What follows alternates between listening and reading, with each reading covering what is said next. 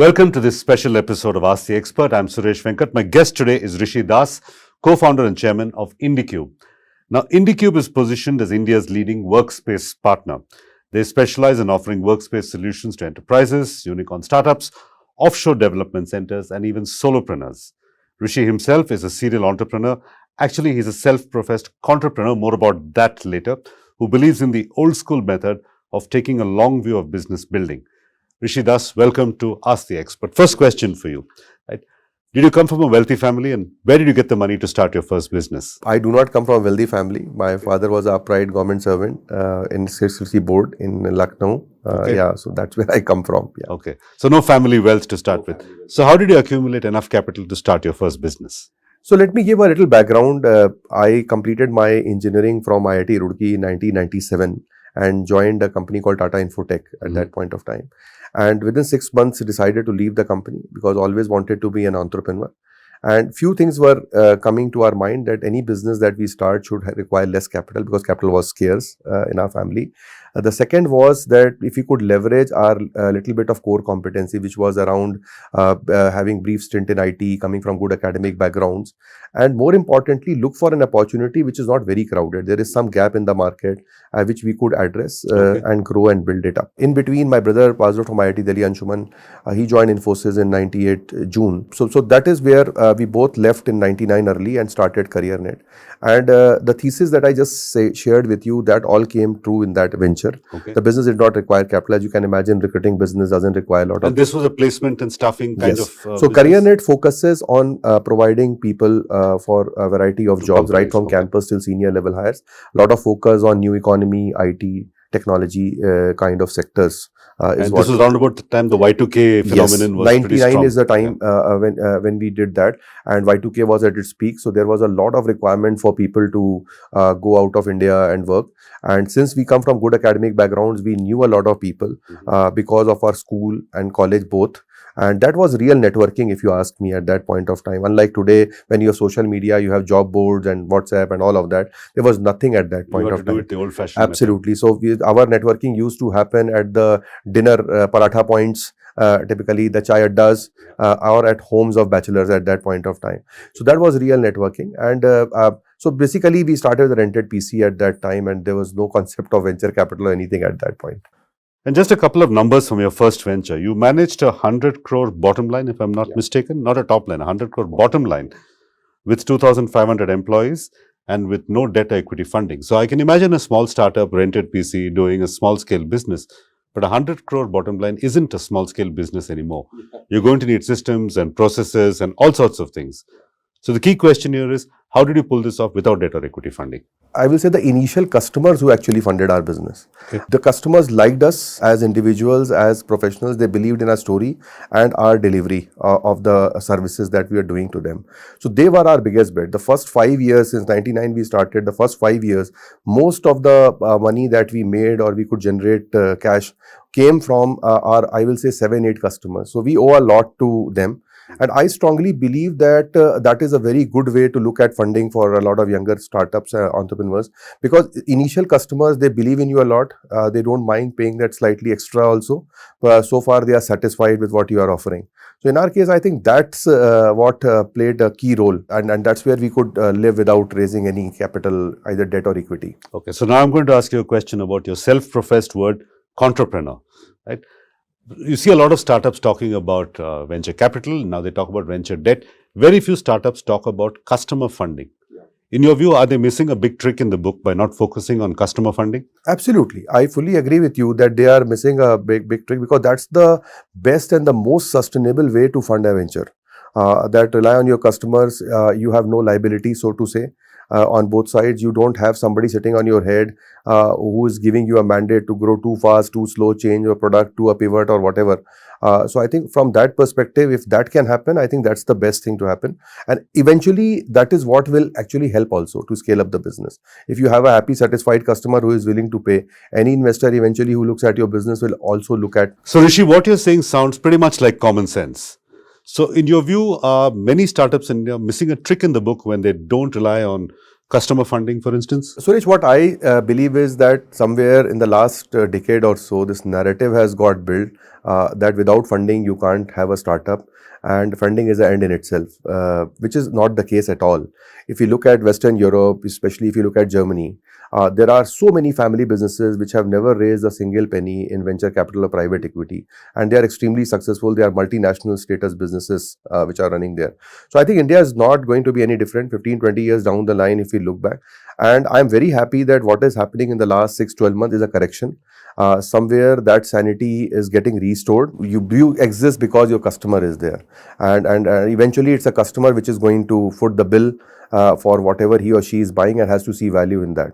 So I think we are going in that direction. Hopefully with this corrective, we should be on the right path. Or until the next boom in venture capital happen again, then we'll forget all the lessons of this and we'll go back into a venture funding bubble. So I will say that look at how this whole thing started. If I go back to the say late 90s, right, the IT industry, and then if we look at the rise of companies like Biocon and all that, I think we were on the right path. If you ask me, till then, I think it's only in the last 7-8 years is where we got this concept that you can be brash, arrogant, and yet be successful, and you can be the last man standing, growth at any cost.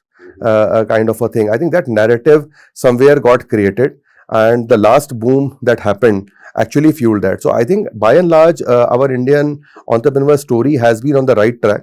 I think that blip was required, and hopefully it should put us back on good path. Rishi, you have said in previous interviews that you want to build a company to stay, not build to sell, right? And you've talked about institution building and organization building.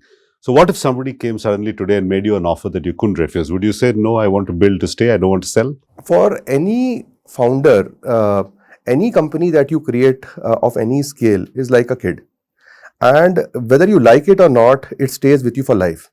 Today, if most of the Infosys founders are out, right, what happens at Infosys still impacts them in a good or a bad way. First of all, my view will be that when you look at any such opportunity that comes your way, you have to look at certain parameters. Will this acquisition or will this buyout allow still the company to offer the core value that they have, the core value proposition, the core set of values that will stay?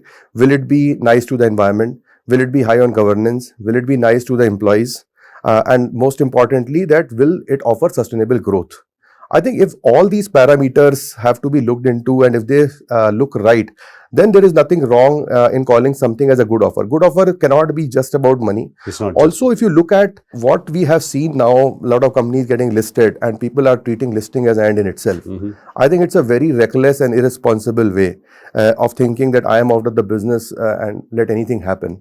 I think for an average shareholder who is ignorant on the stock market, it's not a fair promise, and I think somewhere it will come and bite back or hound. So I think the responsibility of any founder does not end with that sellout. So these are the parameters which one has to look at, the way a parent will look at his child, even if the child moves on his own, or a daughter getting married in the Indian context and being on his or her own. All right, Rishi, let's talk about your specific company, IndiQube. You work in the real estate sector in your current venture. Now, real estate businesses typically require connections because there is a high overlap with government agencies and politicians and bureaucrats. How did you pull this off, this whole venture in the real estate sector? I understand you're not from Bangalore and you're not a local. Even more difficult to pull it off? I will say the place plays a very important role in any venture. And if I would not have decided, and that's destiny, if I would not have decided to come to Bangalore and do this career-net business and eventually IndiQube in a different city, I'm quite sure the outcomes would have been different and may not have been as good as it is Bangalore. So first thing, I will give credit to the city which I made as my Karam Bhumi. This city is a great city, and in this city what differentiates is that what you know is more important than whom you know. And even though the city has grown multiple fold, I think the city still retains that character. So that is a very, very important fact to understand. And we now have centers across multiple cities, so I can see the difference in the governance levels and stuff like that. And irrespective of the governments which have been in power, I think the city has maintained that character. The second and more important point is that what is the choice we want to make and what is the desire we have. So me, my brother and my better half Meghna, who is a co-founder of IndiQube, we believe that we got in the business by choice. and we want to keep it that way. So we do get a lot of calls from people. There are pressures at times. There is a lot of, you can say, you can call it greed that comes in, but we clearly stay away from that. So I think it is a lot about the choices that we make and how we handle the pressure. But staying course is very important. It's very easy to get distracted and lose track. And if one does that, I think in the long run, that's the right way to go. And in our case, that has worked. Okay, so I've been told by multiple entrepreneurs that what you say no to is as important as what you say Absolutely. yes to. Fully agree Right? with you. And you just said that. So do you and your co-founders have a framework for saying no to an opportunity or no to a particular vertical or anything? Yeah, a lot of times. Actually, I can't name the company. There is a very now a listed startup. They came to us asking for a lot of space. And we refused that. We will not give you the space. They felt very offended. I said that your values and our values don't coincide. So there are a lot of customers. We have certain set of landlords because we take a lot of buildings on rent from these landlords where we clearly stay away. So if we don't see a value system match, then we see that it's a long-term pain we are creating for either of us. And it's better to say no. And so it's very important to make those choices of the kind of people that we want to work with or we can work with. You talk about values quite a lot. Do you list down these values and how do you keep these values alive in your organization on a day-to-day basis? The best and the easiest way to keep these values alive is to practice them. Typically, and not put them up as signboards in the no, office. that doesn't work because employees, I will say, largely are like children. They will see what you do. They will see what you do, not what you say. Right. So if you talk about, say, humility, mutual respect, integrity, and all these, you have to practice all of that. And any company today is like swimming in an open fish bowl. So your moves are visible to everyone. You can't be say one thing and do another thing. Your alumni, which has moved on in other companies, know what you stand for. So I think just be true that whatever you say, you practice that. I think easiest and the best way to do that. And one of the values you've articulated in previous interviews is that you're building an institution or a company that's here to stay, not something for a quick sale. Yes. So what does this mean? So if somebody came and made you an offer day after tomorrow, a really lucrative offer, you'd say no, come back in 5 years' time, 10 years' time, or let's talk. What would you say? This is a conversation I had with one of our angel investors and IndiQube, Mr. Ashish Gupta, who was a managing partner at Helion. And 20 years back, our relationship goes 2 decades old. And he somehow remembered a good line which I told him 20 years back, that the best companies are bought, they are never sold. Somewhere I said that, and he only reminded me of that 4 or 5 years back. So I think that is the key thing which all founders have to understand, that you cannot create a company to sell.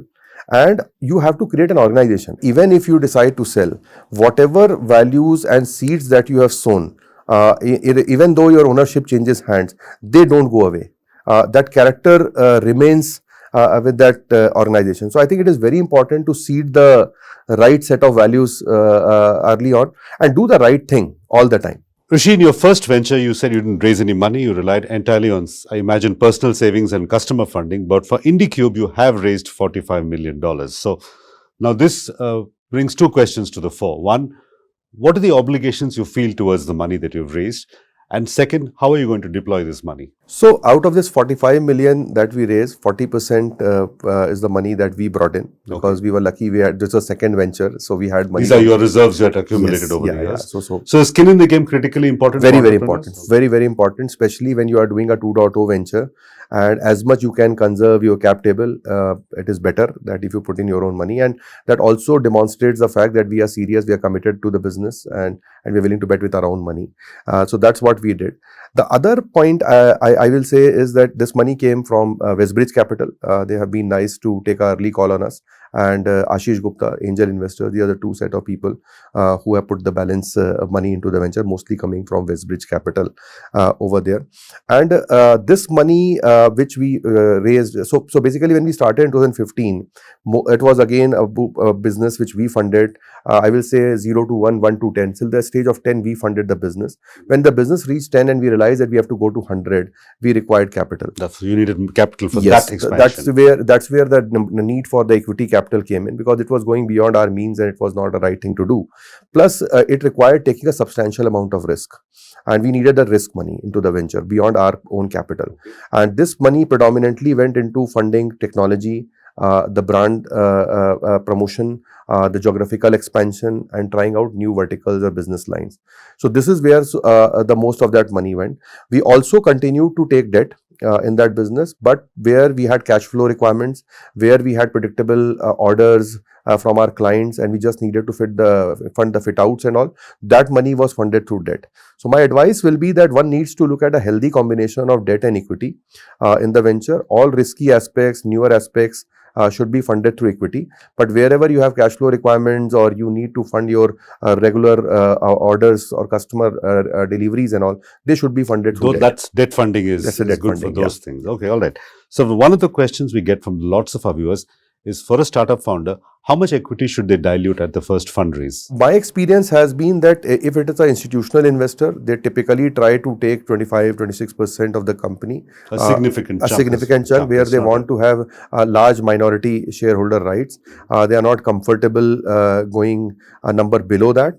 But if it comes to angel investors and all, they are okay with numbers. But one thing I will say over here is that today, fortunately, funding has become very fashionable. Right, you go to any tier 2, you will find an informal network of so-called angel investors. We need to be very cognizant about that in India, the capitalist class, by and large, still is a rent and interest-seeking class. Right, which is a risk-averse class. So that's not really risk capital then? No, it is not risk capital. Yeah, because they're traditionally, if you look at any rich guy you talk, beyond their business, their maximum incomes come from rent or interest in a tier 2. Now, of late, stock market has started giving. So one thing has to be very, very clear, that what kind of investors you are bringing on board and what are their motivators. I know of enough businesses where they raised money from all kinds of angel investors and eventually destroyed the business. So the word angel is misleading. Angel is very, very angelic, or they are not at all angel. They are, I will call them amateurs. I will not in any negative way. So they are doing what has worked for their business, right? Which were predominantly cash generating, cash economy businesses. So they don't understand the concept of venture capital. So one has to be very careful with the kind of people that you are going to raise, even your angel investing. Now, with your current business, IndiQube, you obviously compete with giants like WeWork, and I imagine homegrown competitors like Office and the others. Now, these are pretty well-funded companies. Some come from large industrial houses as well. So do you see yourself in a David versus Goliath kind of battle? When we started and before the, I will say the COVID crisis hit, yes, definitely there was a David versus Goliath situation, more specifically in the case of our global competitor. That was the situation because they had raised lots of money and not only in our category, there were category after categories. And they raised a lot of controversy as well, along with the money. Yeah. And category after category, Suresh, if you see, was raising money and they were destroying categories. Where you needed $100 million, $1 billion was being given to people just to destroy the entire competition. So I think that narrative also set out in our industry at that point of time. Luckily for us, the COVID happened to that extent, and whole thing fizzled out. But I must say that when you have a David versus Goliath situation, which you have in a lot of categories, you need to be clear about few things. One, you are building for India, and India is a large, complex market. Companies which raise a lot of money, mostly these companies pick up a Western model and they try to tweak that model and bring to India. Look at our case, for example. If one tries to only set up managed office spaces in tech parks or the UB City kind of buildings, how many UB cities or India Bull Center kind of buildings are going to come? Those are anyway intimidating for many people to enter. Yes, so they are not affordable for most of them. So one has to look at creating real estate beyond such 5-star buildings. And that means working with a lot of grade B buildings, so to say. Can you take up a grade B building, renovate, upgrade, and create a grade A experience? I think we very successfully did that. The second is, you cannot start in a small town in India and say, I will offer a $4.99 pizza. You have to start with a $1.99 pizza and offer toppings, and then launch a $2.49, $2.99 kind of a thing. 5-star buffet doesn't work all the time in this country. So pay as you use is a very, very important aspect, which we believe was, which was very specific and indigenous to our kind of requirement. Then one size fits all. We have to understand that in our space, when you look at a US or a Europe kind of a location, people mostly managed office co-working is a downtown business where you essentially take few seats. But in India, it is IT led. And any company which has 300, 400 employees would like to have their own office. They don't want to sit in somebody else's office. They want their chai of their type. They may be happy to spend 20 rupees on a high-end coffee, or they may say, okay, I will spend 5 rupees on the coffee and I may give samosa in the office. So the whole benefits have to be personalized for them. So I think these are the nuances that are there. And I also say that look at our country, right? We require affordable food and affordable transport before we can offer free beer in the office. Correct. I don't think how many employers in this country will be excited about offering free beer in the office. So I think we have cultural sensitivities and all, and any David in that business, if they play on these strengths, these nuances, these gaps, which they understand better than the Goliath, in this case, the large well-funded MNC giant, I think they have a huge unfair advantage which they can leverage. So Davids can exploit the nuances in the business. Absolutely. With Goliaths may not be able to see, or may not be able to do something about, even if they do see. Even if they do. Rishi, a little while ago, you spoke about the hundreds, maybe thousands of businesses across India and the world that are hugely funded. These start from food to clothing retail to footwear makers. Bangalore has its share of very own company. Rameshwaram Cafe has been in the news a lot. And you go outside Rameshwaram, there's a line day, morning, noon and night. They have no seating. They barely have any standing. People are willing to pay, stand in line, pay them money, often in cash, and eat food on the road. And its popularity is unending. So my question is this. If you are a young startup founder, let's say you're in your 20s and you're a startup founder, and what can you learn from successes of businesses like this? The key thing to learn from these kind of businesses is that you stay focused on your core promise and be true to your core customer. Like look at our case, for example, people may say that who is your customer? My customer is not the tenant or a company whom I am giving office space. My customer is the employee of that customer. So for me, so that's an important nuance. That's an important nuance. It's not just the person who rents it. The person who works there, who may have no control over the office rental, is actually your end user. Your end customer. So I think you need to be very clear that who is your end customer. Then what is important for that end customer? If you are an employee working in a company in a country like India, for you need a full meal at say less than $100. Right? You need affordable transport to come to your office. You need basic recreation in your office. You can't say that, okay, you take chips and banana in the office like a tuck shop in a developed country. That doesn't work in our place. So I think if you remain true to your core promise, do less with more. That is very important. Be focused on unit economics. Typically, if the business fundamentally is not generating profit or money, then it is not sustainable. Scale is an irrelevant question for you, I imagine. Irrelevant because more scale means more trouble. More trouble, yeah. And unfortunately, if you have not fixed your unit economics, how can you scale it 100 or 1000x? Yeah. That is very, very dangerous. And doing less with more. Somehow, somewhere the narrative got built that startups are no longer about frugality. It's about flamboyance. It is about flamboyance, right? You see the rentals they pay, the offices they pick up. It's not the way startup should be ideally built. Startup is all about frugality. Doing less with more is a key thing. And I think that should not be lost. And these businesses that you are talking about, I think most have them have stuck to the first principles. And that is where they have been able to scale up without destroying their cap tables and destroying a lot of relationships, value. Many of them may not even have a cap table. It might be just a single founder or a family owns it. You are so right. It's an informal verbal cap table for them. Now let me ask you a personal question. Now you're from IIT Roorkee, your brother you said from IIT Delhi. In your view, has the IIT phenomenon captured too much of the startup imagination, the funders' imagination, the venture capital's imagination? I fully agree with you, Suresh. It is very unfortunate that large part of media, the Western money and this so-called IIT phenomena, IIT-IIM combination, IIT-IIM phenomena has hijacked the entrepreneurship story in this country. There are so many successful, beautiful businesses this country has. Some of them you named. You look at Suguna Chicken kind of businesses. I think who have created thousands of crores of turnover, value, employment, everything. I think somewhere that narrative is getting corrected with this current thing happening, which is very, very much required.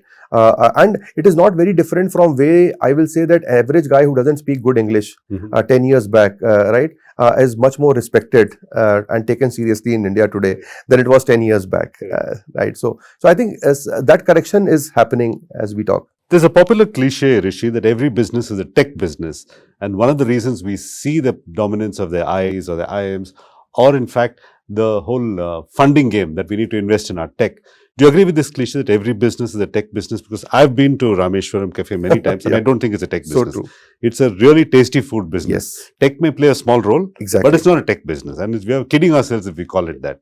So I completely concur, Suresh, with your views that technology has been taken little too far. Too far. You look at a good apparel business, for example, or you look at a food That's about business. clothing and fit and color and style. You look at all these products, you may require some amount of, and we need to differentiate when we talk about technology into what is consumer tech and what is core tech. I am all for core tech. If anything at the back end which allows you, you to make your food tastier or your food to last longer, typically all that is core tech. That is nothing to do with the so-called tech that we talk about. That could be a better batter grinder. Yes, it doesn't have to be yes, software. Exactly, yeah. Unfortunately, we have started confusing consumer tech as tech. The core tech or the domain tech, I think is very, very relevant. We have overplayed the consumer tech part to a good extent. Second thing is that when we look at anything, we first of all worry about the customer outcomes and the customer experience. Anything that can help me enhance that, I should be looking at doing that. And adoption is a key parameter.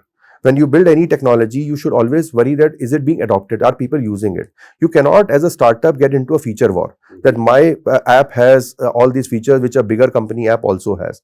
Just see the adoption numbers, and that should be your litmus test to decide what tech you need to build. Third thing, and very important, technology today is luxury. A lot of technology professionals, unfortunately, today think that they are God's gift to mankind. Especially the ones in AI. Yes, I imagine they're the ones that, that right? So technology is very expensive. You have to consume very responsibly. So I think these are the important things which people should look at. But as you rightly said, you give the right example that young entrepreneurs or would-be entrepreneurs should not worry too much about tech. If they don't know tech, that doesn't mean that there is an opportunity. There is enough and more opportunity where technology is just an enabler. The other thing that we see in the popular narrative is that entrepreneurship is seen as this combination of glamorous and struggle business, that we are entrepreneurs, we don't sleep, we stay up all night, we work really hard and whatever, and it's very glamorized because this is the most noble thing we're doing. At the end of the day, it's a business, they're making goods or services, selling it, somebody's buying it, not very different from a car maker or any other manufacturer. Absolutely. Do you think it needs to be deglamorized a bit, this whole entrepreneurship game? Absolutely. If you look at, entrepreneurship or businesses exists for thousands of years. I don't think anything new is happening in businesses. When I started in 99 along with my brother, entrepreneurship, even people did not know the word. If you don't get a job, you start a business, right? Self-employment was called a business. We have come to the other extreme where you have nothing and you are called an entrepreneur. Entrepreneurship has become too fashionable. Too much of limelight is there. And I always use a good Sanskrit phrase that I learned in grade 6th or 7th. I had Hindi as a subject and that Sanskrit was there. I will just read out that shloka and then explain it. Kaka chesta bako dhyanam shwana nidra tathaivacha alpahari grahatyagi iyam vidyarthi panchalakshanam. So what it means that 5 attributes of a good student are, they should have the persuasiveness like a crow, kaka chesta, bako dhyanam, the focus like a crane, shwan nidra, sleep less, be alert, alpahari, basically consume less, and grahatyagi, penance. I think these are the attributes of a good student. And they could be the attributes of a good entrepreneur as well. I think nothing changes. If you just remove the word vidyarthi and replace it with entrepreneur, I think all these attributes are absolutely relevant. And a good entrepreneur has to take a long-term view, put his or her heads down and just keep doing the right thing. And it takes a good 15, 20 years, 25 years to build a good business. It's not a 100-meter sprint. Some of the people who joined your venture in 1999, from your website, I see employee 1, 2 and 3 are still with you. Yeah. Now, there's a common narrative that says people join companies but leave people, right? So you held on to people for a long time. Is there a secret to holding on to high-performing talent? So the key thing in our case that has worked is that, again, I will go back to the values part of it, that employees are like family, they are like children. You have to do the right thing. Whenever you believe that if something is not right or something you can't do after 10 years, don't do it in the first case. For example, if you look at our company, even today, we don't offer booze on the house in any of our get-togethers. Booze is always paid for. Right, so that's something. The second thing is when in 10 years back we were looking at an office space, we had an option to go to a tech park, or we had an option to basically go to a next tier building but offer the same money on say food and transport for my employees. We opted for the later. So because we believe that is more important for my employees than a fancy, office. And if an employee is working for you, you should always be clear that if he or she has a need for money, they will only come to you. So we are very liberal with advances. All my first employees build their houses much earlier than me and Anshuman making our houses over there. So then focus, and the employee should always feel that there is an elder brother there, right? That insurance has to be always there. If something goes wrong in my personal life, there is somebody who will come to my rescue and help me out. I think if you focus on that and then be true to your ethics, because these people, some of them may leave, they have all the information about you. If you stay that course, I think you can create a great organization. And people today don't work just for money. They work for a lot of respect, acknowledgement. And I think if you provide all of that, there's no reason why people will leave so easily, any organization. Okay, Rishi, final question. Your co-founders are a brother and a spouse. Now, you have family in the mix as well, right? Yes. So, decision making is all the more complicated because there's a personal angle to it. What's next for all three of you at Founders of IndiQube? This is a bit philosophical for me. I lost my father a couple of years back, and my father comes from a place called Azamgarh, which is in eastern UP, and he was born in a Zamindar family. He had seen the high and the low in his life. When he passed away, it made me think. So first, I believe that my spiritual journey somewhere started with that, his passing away. The second is, I see that there is a continuum. My father was born in British India in 1946. His first 25 years were his own struggle. The next 25 he spent building us up. And the next 25, he was there to help us after his retirement with setting up the business and all.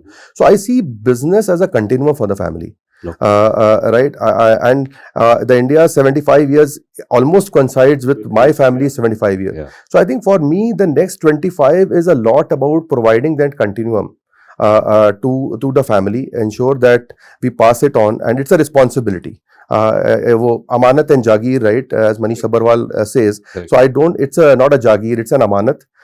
For me, that is very important, that I responsibly pass it on to the next generation, not only to my family, but to the largest stakeholders, my set of employees who have put their entire careers with us. Mm-hmm. And more also, I will say that the rise of India in next 25 years, I think I would really like, and I hope I will be tried, that our grandchildren will be born or will be in a developed India. Not a developing India. So that's your vision for the country. That's the vision, and I strongly believe in the power of compounding. And I think what my father started in the 75, if we do it right, me, my family, next 25. You are reaping the benefits of that compounding. Completely, we are reaping the benefits. And I always say there are shareholders beyond the cap table. We don't recognize our families as the largest shareholders. Because they sacrifice a lot for your success. They sacrifice a lot of success. So that's my bit on that, Suresh. All right. Rishi Das, thank you for joining us on this episode of Ask the Expert. And viewers, thank you for watching. Yeah, thank you, Suresh. Yeah, thank you so much. Yeah, thanks.